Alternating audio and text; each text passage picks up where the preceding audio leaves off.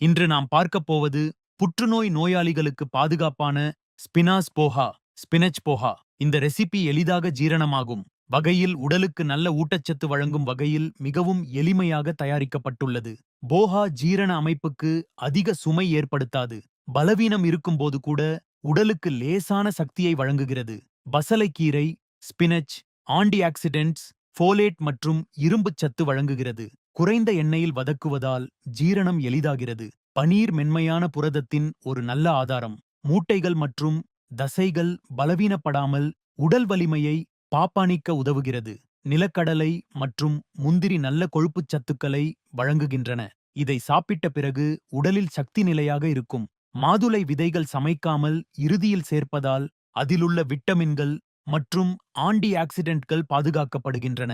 இது நோய் எதிர்ப்பு சக்திக்கு நல்ல ஆதரவாக இருக்கும். இந்த ஸ்பினாஸ் போஹா குறைந்த மசாலா, குறைந்த எண்ணெய், மென்மையான சுவையுடன் புற்றுநோய் சிகிச்சை நடைபெறும் காலத்திலும் பாதுகாப்பானது. இதனை காலை காலை உணவாக அல்லது மாலை லேசான இரவு உணவாக ஒரு மிதமான அளவு கிண்ணம் மட்டும் எடுத்துக்கொள்ள வேண்டும். உணவும் சிகிச்சையின் ஒரு பகுதிதான்.